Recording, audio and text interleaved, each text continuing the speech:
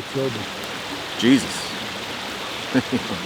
He changed, I struggled with resentments for a long time, and bitterness, and self-hatred. And he changed that into empathy and allowed me to love myself, you know. And he allowed me to embrace community, and a gift. He gave me the gift of music, to where I could use that in a way that glorified him and not myself. So prior to that, from age 13 to about 34 or 36, I had an ongoing battle of drug addiction. And I would have phases where I got clean, but it always cycled back to more addiction. And the addiction got worse and worse each time. And in 2014, I checked into a rehab called Genesis Ministries. And I knew at that time I wanted to get clean and sober. I knew that I wanted to go to a faith-based rehab. And so I did that. I checked in, and a week later, I called my mom and dad and I asked them to come get me. And I told my friend, Josh, that I said, hey Josh, I think I've jumped the gun here. I think I'm good. I don't need to be here. So I called my mom and dad, and they said, we're not coming to get you, which was a shock to me, because prior to that, I had always gotten what I wanted. Always. So I thought for sure I could call them and they would come get me. So I stayed in the program for 8 months, but and seeds were planted. I finished the program, but there was something different about that, meaning that I was not willingly there. I was pretty much there because I had to be there. And so I graduated the program, and when I got out, I lasted about 5 months before I relapsed. And at that time, I also had a house in Town Lake that my dad had bought me. And so when I got out of the rehab, I went back to that house and thought I could just kind of continue my life as it was, but be sober. And I went out on a date and had a glass of wine. And then I did that again, had 2 or 3 more glasses of wine. And then I woke up one day with a hangover, which turned into me going to get 10 Percocets, which turned into another 2 or 3 year addiction to heroin. And then that also turned into doing meth, and my life got to be at the darkest I've ever experienced. And finally I started having enough. I would watch all these testimonies on YouTube and mix that with just crying out to God in anger and in rages, and just saying, God, I've had enough. Show me something. Like, if you're real, show me that you're real. And these things kept happening. Like, I was working at FedEx at the time, and one night at work, a package came down the belt, and as it got down to the end, it cracked open, and these little books fell out, and the title of the book was There's Hope in Prayer. And I was like, wow, this is unbelievable. Now, I was also high at the time, but I was like, okay, maybe God's trying to tell me something.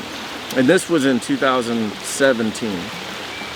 So I decided to check back into Genesis, but this time I was wanting to go. I was willing to be there.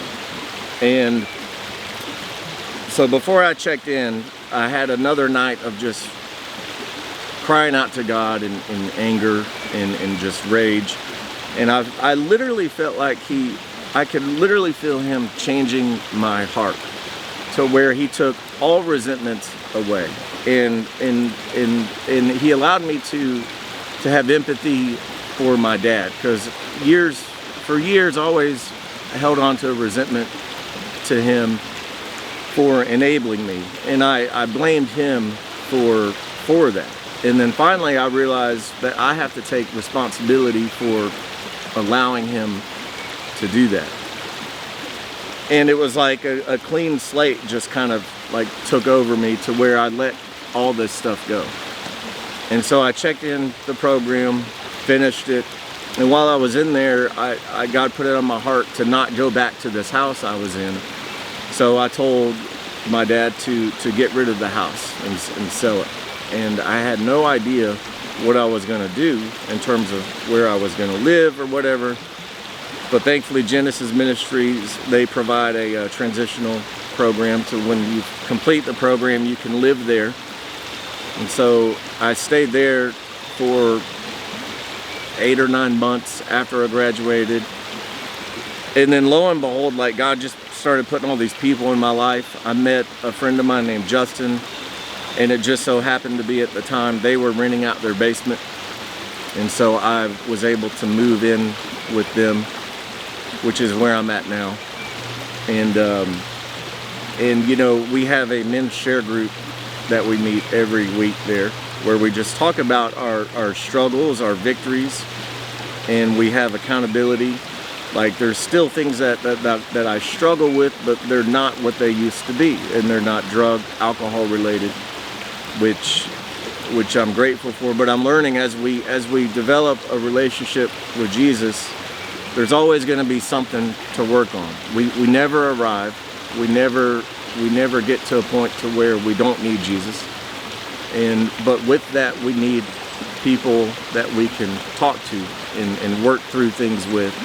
And so I'm grateful that I have a community of people I can do that with, whether it be at our share group or Celebrate Recovery, which is another place I love, because I love to be able to go there and serve by using a talent that God gave me, which is of music. So I can, not only do I get to play music, but I get to do it in a way that glorifies Jesus. And I get to do that at Celebrate Recovery and also in church. And so that's the main area where he's changed me. He's allowed me to be aware of resentments. If I start having resentments come up, he allows me to check it and kind of get rid of it really quick. So, because that's kind of like a prerequisite to using drugs, you know, it's like a character defect, and thankfully he allows me to not quite get there, you know. I'm grateful to be in recovery. I was just sharing the other week how I hope I never get to a point to where I don't think that I need meetings, you know, because I think it keeps us humble. It keeps us to where we like I said, we don't ever want to get to a point to where we think we've arrived, and we need community and people to help us realize that first. For the guy who's still struggling out in the wilderness, what would you say to him? I would say to pray, you know, to